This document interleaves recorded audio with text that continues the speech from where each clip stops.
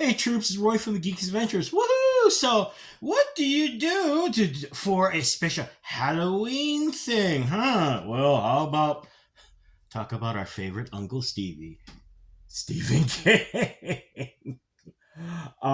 This idea actually started a couple like last week. My girlfriend Tracy and I were rewatching Rose Redder. It was on I forget one of the streaming services. I hadn't watched it in a long time, but I remember watching it the first time and actually really enjoying it. Getting kind of creeped out about it because well, I'm a little pathetic crazy cat about stuff like that.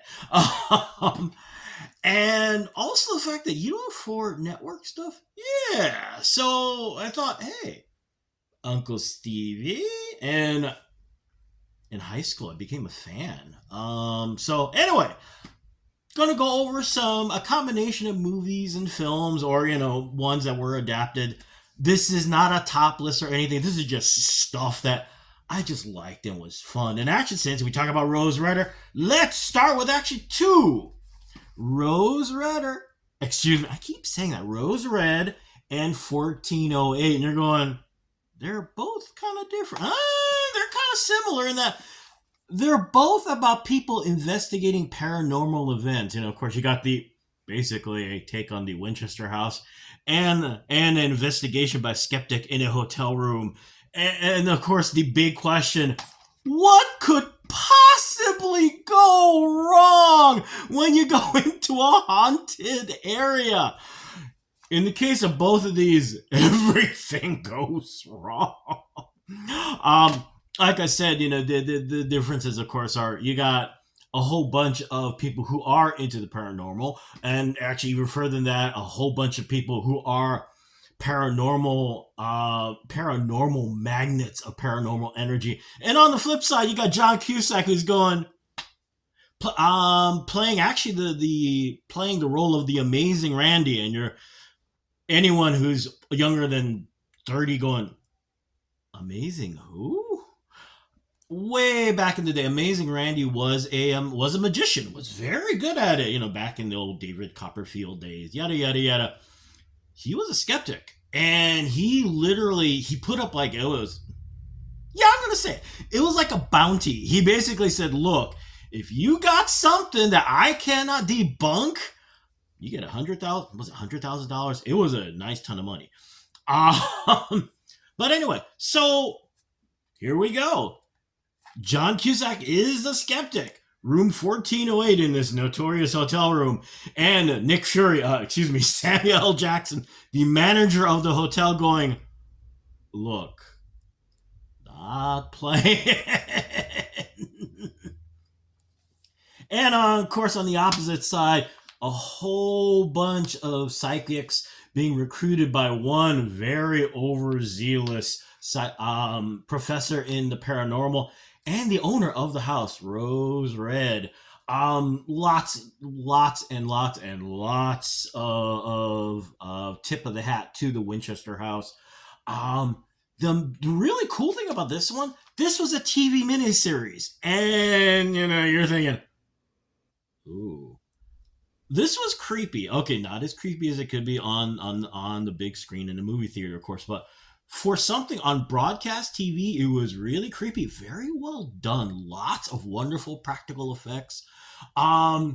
They were smart in that they kind of did they were kind of doing some Twilight Zone things where you minimized how much apocalyptic big effects you needed and focused on small things like really creepy looking ghosts and corpses, stuff like that.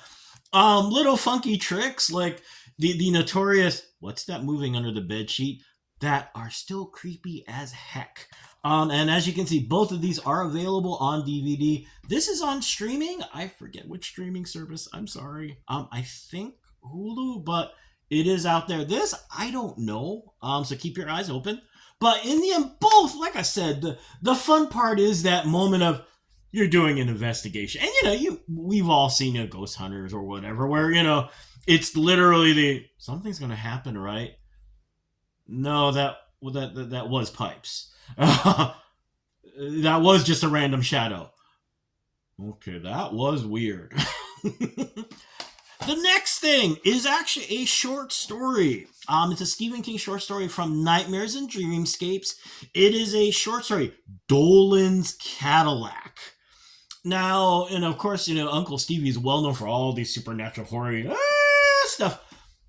But we forget that there are a number of non-supernatural stories he's done, like The Ledge and like Dolan's Cadillac. And this, though, in its most heartbreaking way, is unquestionably a horror story.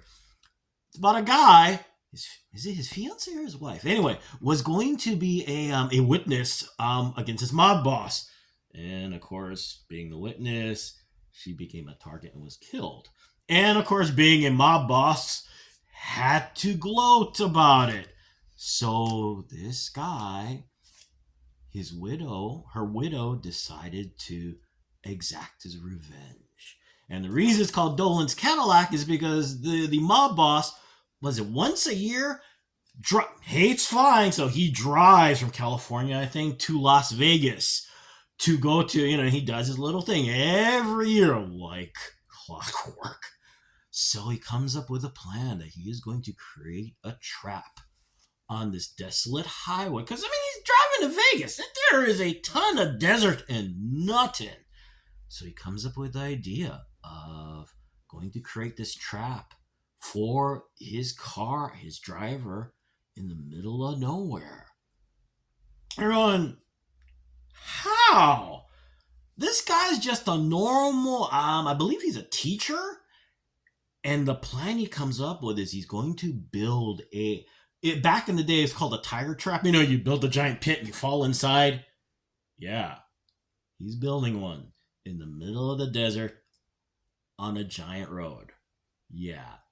The one of the things I love about Stephen King stories that I don't think is emphasized enough in a lot of supernatural, or at least, stories about magic, there is a price to be paid. In science fiction, the price comes in, matter, energy cannot be destroyed, can only be changed in form, stuff like that. In supernatural and in horror stories, things of that nature, yeah, you're all going, oh yeah, there's always a price in there, yes. And sometimes if you're lucky, the only price is that you die. Quite often it's something much, much worse. And in the case of Dolan's Cadillac, the training, he literally takes an entire, like a year or 2 year sabbatical to learn road construction in the worst, arid, horrific conditions possible.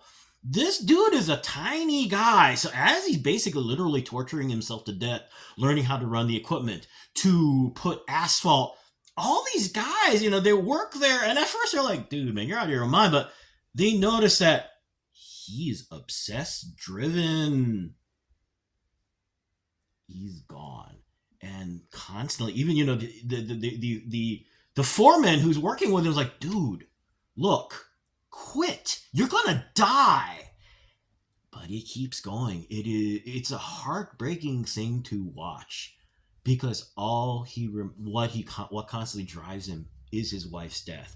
Is this sneer and cocky little look on this mob boss's face as he gets away with it. It is brutal. It is just, oh lordy, and it is very satisfying. The next thing is this novel, which has become, let's see, a miniseries, and of course the Christopher Walken film, The Dead Zone. Love the story. Actually, again, you want to talk about paying a price. This poor guy, Johnny Smith, gets in a car accident. Charmed life until he gets into a car accident, gets in a coma, wakes up years later. The woman he loves, she moves on because he's been in a coma. All these things just, falling apart. He can see the future. And it's funny because, it kind of reminds me of, ironically enough, my buddy Steve and I were watching X-Files episodes, and we were watching, the Peter Boyle episode. The one, the insurance salesman who could look into the future. And it's fun because it's a lot like that where, on the surface you're going, well, what could be so bad about seeing the future, seeing when you die? And you want to talk about paying a price, Peter Boyle's character, a reminder that It's not as clean cut as you think, you jackass. And the same thing here. Um, Johnny ends up hesitantly trying to help people with the ability he has, but as he moves forward, of course, people looking at him like he's the reincarnation of Satan. And at the same time, as he looks forward, he runs into a person who could lead to the destruction of the world, and he has to figure out a way to stop him. Christopher Walken in the film is wonderful as Johnny. The film itself is like almost a dead-on remake of the novel. The You see the weight of the world on him because he's got to decide. Am I really going to do this on top of everything else that's gone wrong? And one of the things I'm trying. It's been a while, unfortunately, since I saw this, but every once in a while you question the I just wanted to live my life and I get this dumped on me. And actually, one of the neat things, I don't remember if it's in the film, but in the book, after everything ends, there's this big congressional hearing, and they talk to his doctor who was treating him and knew about the things that were causing him to have these premonitions and how factual his power was. And this doctor going, look, this poor guy, this poor guy who kind of had a curse on him. A wonderful story. My favorite Stephen King actually story of all time period, really, is from the short story compilation. It's actually a novella. Yep, The Mist. Also made into the film with Thomas Jane.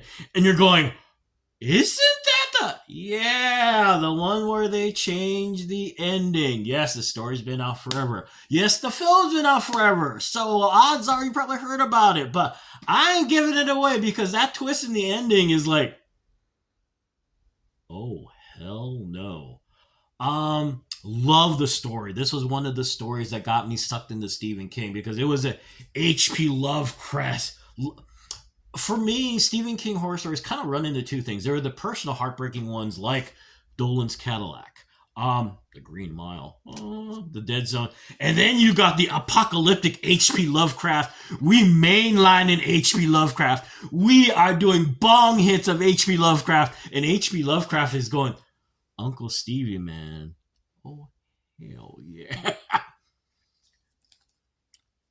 An artist, his wife, his kid, lived pretty charmed life, on a lakeside. A storm hits, and as they're, and they notice this weird.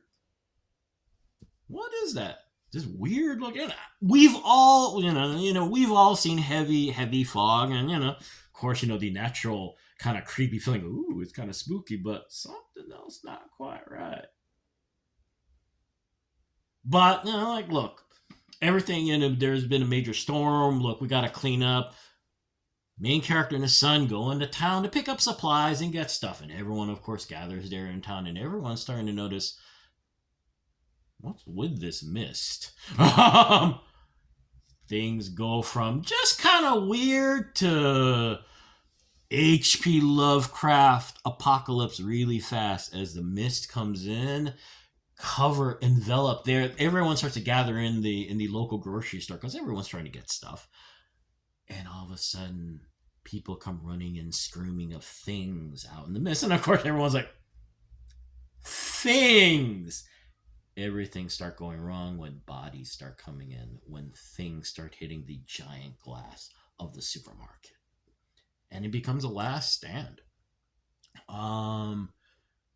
It's also a creepy statement on what happens to people, as the reality of how kind of hopeless the situation is becoming. People who try to become problem solvers, people who fall off their rocker. This whole vast spectrum of what humanity turns into as things go wrong, and more wrong, and more wrong.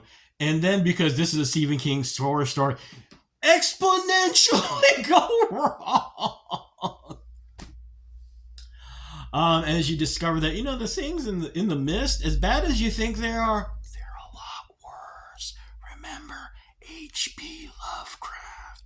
Lovecraft. And now it was made into a film, a very good film actually. Thomas Jane as the main character. Yada yada yada. They changed the ending. Not gonna tell you how. Yada yada yada. But Uncle Stevie endorsed the ending. So there you go. Just a bunch of stuff. Now you're going, well, aren't there? Yes, there are a lot more stories out there, of course. I'm also a big fan of The Shining. But the two things that cross our appendages here for us, folks, the last two things I do want to talk about to kind of keep things going are The Green Mile and It. But that's for another time because I'm in this for 15 minutes. I'm going to go. Hey, y'all take care. May the force be with you. May the odds be in your favor, especially in horror movies. Never mind, we're not going to do the cackle because I suck at it. And as always, be good to each other, okay, peeps? Especially in horror movies. There's nothing. You know, the nice thing about having this, the mirror camera thing, I can look behind me and make sure there's nothing weird and creepy going on. Anyway, I'm going to go. Peace. Rest in peace. Sorry. Bad. Bye.